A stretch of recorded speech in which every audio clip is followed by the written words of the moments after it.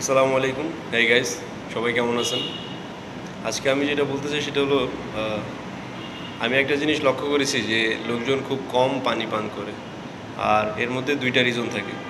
একটা হচ্ছে যে আরে ভাই আমার তো পিপাসা লাগে নাই, তো আমি কেন পানি পান করব? আর একটা হচ্ছে যে অনেকেই বলে যে বেশি পানি পান করলে, বেশি মানে 3 লিটারের বেশি যদি আমরা পান করি তাহলে সেই ক্ষেত্রে আমাদের হাইপোনেট্রিমেনিয়া হয়ে যাবে।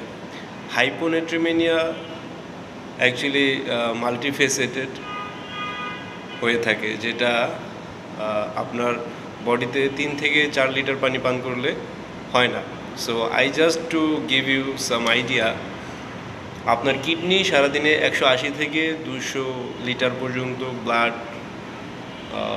ফিল্টার করে। That's mean up to 200 litres of water filter করে। সো ট্রাস্ট মি, 3 থেকে 4 লিটার পানি পান করলে আপনার বডিতে কোথায় কোথায় যাচ্ছে এটা বডি নিজেও বুঝতে পারে না আর কি, টেরও পায় না। সবচেয়ে বড় কথা হচ্ছে এটা। আর মেডিকেল গাইডলাইন হচ্ছে এটা যে আপনি যদি একজন প্রাপ্তবয়স্ক হন তাহলে আপনার অ্যাডাল্ট বডি দিনে 2.7 লিটার থেকে 3.7 লিটার পর্যন্ত মেটাবলিক ওয়াটার লুজ করে থাকে, হ্যাঁ, মেল আর ফিমেলের ক্ষেত্রে। তো সেই ক্ষেত্রে কমসে কম এতটুকু পানি আমাদের রিপ্লেনিশ করতেই হবে। যদি না করি তাহলে কি হবে? আমাদের অর্গানগুলা ডিহাইড্রেট হয়ে যাবে। Your organs will dehydrate. কোন কোন অর্গানস? যেমন কিডনিস, লিভার। আপনার লিভার প্রপারলি পারফর্ম করতে পারবে না, হ্যাঁ। And your skin, one of the largest organ of the body, your skin quality will be affected, হ্যাঁ।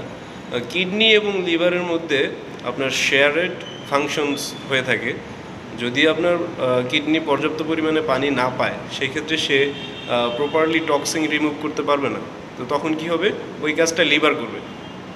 তো এরকম করে লিভার যখন আপনার টক্সিন রিমুভ করার কাজটা করে ফেলে তখন কি হয় যে আপনার লিভারের যে ফ্যাট মেটাবলাইজ করা দরকার হয় সেই কাজটা লিভার করতে পারে না।